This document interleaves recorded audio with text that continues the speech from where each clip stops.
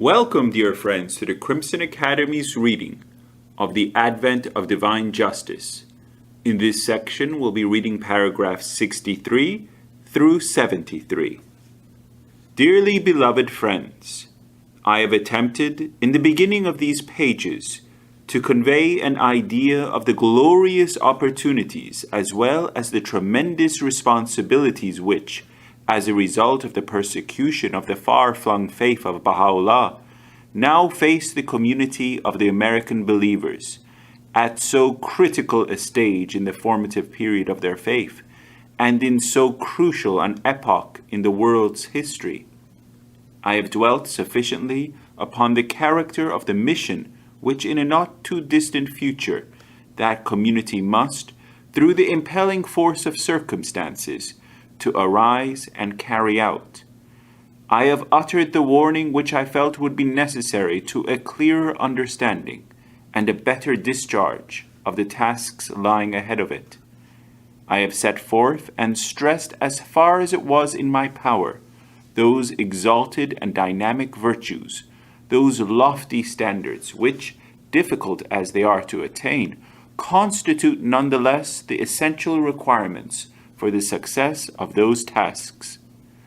A word, I believe, should now be said in connection with the material aspect of their immediate task, upon the termination of which, at its appointed time, must depend not only the unfoldment of the subsequent stages in the divine plan envisaged by Abdu'l-Baha, but also the acquisition of those capacities which will qualify them to discharge, in the fullness of time, the duties and responsibilities demanded by that greater mission which it is their privilege to perform. The 7-year plan, with its twofold aspects of temple ornamentation and extension of teaching activity, embracing both the northern and southern American continents, is now well advanced into its 2nd year, and offers to anyone who has observed its progress in recent months signs that are extremely heartening and which augur well for the attainment of its objectives within the allotted time. The successive steps designed to facilitate and covering the entire field of the work to be achieved in connection with the exterior ornamentation of the temple have for the most part been taken. The final phase, which is to mark the triumphant conclusion of a 30-year-old enterprise, has at long last been entered. The initial contract, connected with the first and main story of that historic edifice, has been signed. The fund associated with the beloved name of the greatest holy leaf has been launched. The uninterrupted continuation to its very end of so laudable an enterprise is now assured. The poignant memories of one whose heart so greatly rejoiced at the rearing of the superstructure of this sacred house will so energize the final exertions required to complete it as to dissipate any doubt that may yet linger in any mind as to the capacity of its builders to worthily consummate their task. The teaching aspect of the plan must now be pondered. Its challenge must be met, and its requirements studied, weighed, and fulfilled. Superb and irresistible as is the beauty of the first Mash'al Askar of the West, majestic as are its dimensions, unique as is its architecture, and priceless as are the ideals and the aspirations which it symbolizes, it should be regarded at the present time as no more than an instrument for a more effective propagation of the cause and a wider diffusion of its teachings. In this respect, it should be viewed in the same light as the administrative institutions of the faith, which are designed as vehicles for the proper dissemination of its ideals, its tenets, and its verities.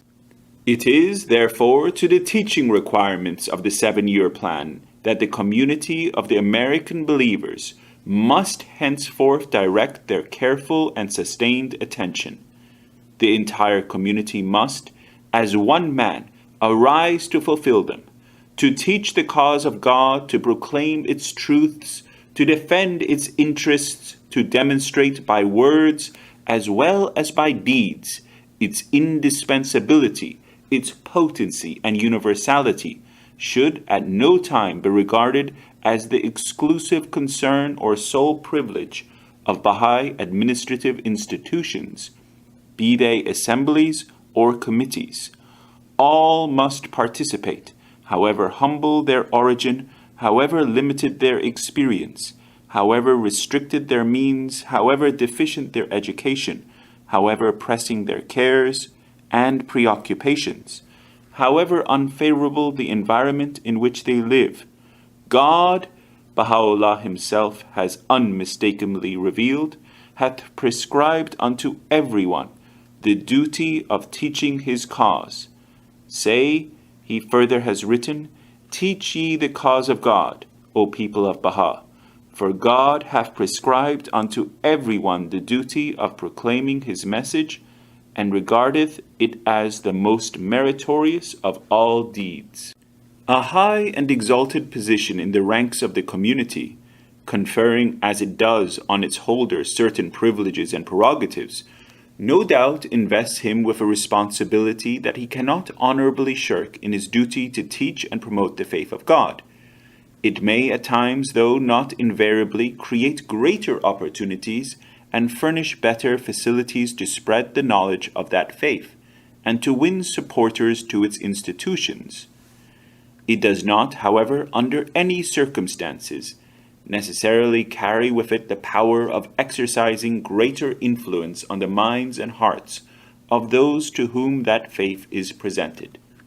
How often, and the early history of the faith in the land of its birth offers many a striking testimony, have the lowliest adherents of the faith, unschooled and utterly inexperienced, and with no standing whatever, and in some cases devoid of intelligence, been capable of winning victories for their cause, before which the most brilliant achievements of the learned, the wise, and the experienced have paled. Peter, Abdu'l-Baha has testified, according to the history of the Church, was also incapable of keeping count of the days of the week. Whenever he decided to go fishing, he would tie up his weekly food into 7 parcels, and every day he would eat one of them, and when he had reached the 7th, he would know that the Sabbath had arrived, and thereupon would observe it. If the Son of Man was capable of infusing into apparently so crude and helpless an instrument such potency as to cause, in the words of Baha'u'llah, the mysteries of wisdom and of utterance to flow out of his mouth, and to exalt him above the rest of his disciples, and to render him fit to become his successor and the founder of his church, how much more can the Father, who is Baha'u'llah, empower the most puny and insignificant among the followers to achieve, for the execution of his purpose, such wonders as would dwarf the mightiest achievements of even the first apostle of Jesus Christ. The Bab, Abdu'l-Baha moreover has written, hath said, should a tiny ant desire in this day to be possessed of such power as to be able to unravel the abstrusest and most bewildering passages of the Quran, its wish will no doubt be fulfilled, inasmuch as the mystery of eternal might vibrates within the innermost being of all created things. If so helpless a creature can be endowed with so subtle a capacity, how much more efficacious must be the power released through the liberal effusions of the grace of Baha'u'llah. The field is indeed so immense, the period so critical, the cause so great, the workers so few, the time so short, the privilege so priceless, that no follower of the faith of Baha'u'llah, worthy to bear his name, can afford a moment's hesitation. That God-born force irresistible in its sweeping power, incalculable in its potency, unpredictable in its course, mysterious in its workings, and awe-inspiring in its manifestations. A force which, as the Bab has written, vibrates within the innermost being of all created things, and which, according to Baha'u'llah, has through its vibrating influence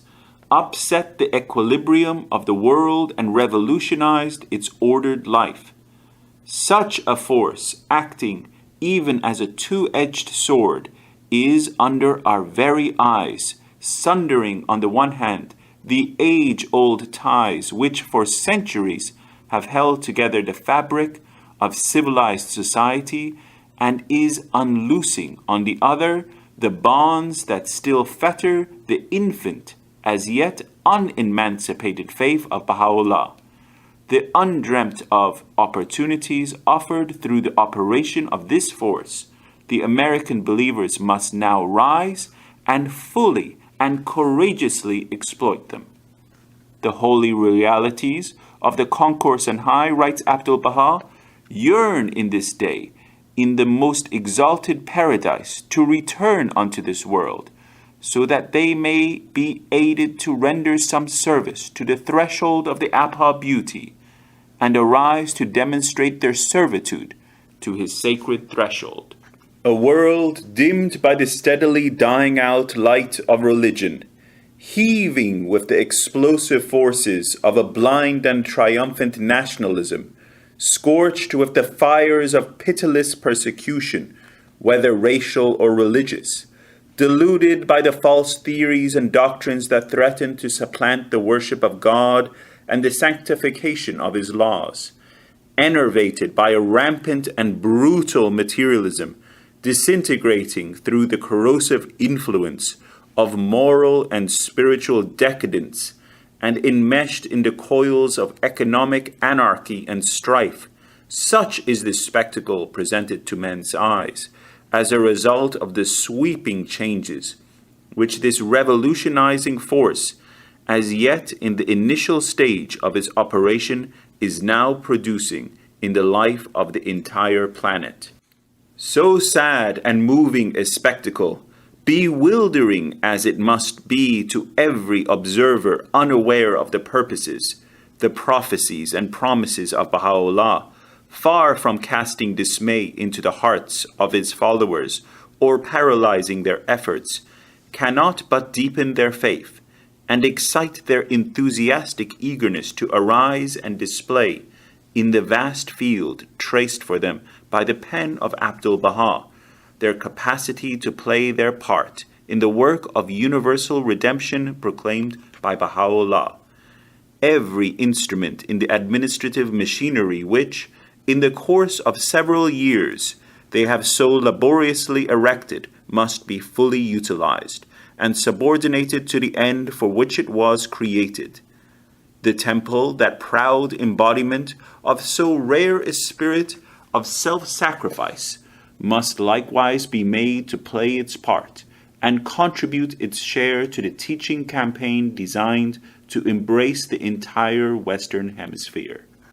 The opportunities which the turmoil of the present age presents, with all the sorrows which it evokes, the fears which it excites, the disillusionment which it produces, the perplexities which it creates, the indignation which it arouses, the revolt which it provokes, the grievances it engenders, the spirit of restless search which it awakens, must, in like manner, be exploited for the purpose of spreading far and wide the knowledge of the redemptive power of the faith of Baha'u'llah, and for enlisting fresh recruits in the ever-swelling army of his followers. So precious an opportunity, so rare a conjunction of favorable circumstances, may never again recur. Now is the time, the appointed time for the American believers, the vanguard of the hosts of the Most Great Name, to proclaim through the agencies and channels of a specially designed administrative order their capacity and readiness to rescue a fallen and sore-tried generation that has rebelled against its God and ignored his warnings, and to offer it that complete security which only the strongholds of their faith can provide.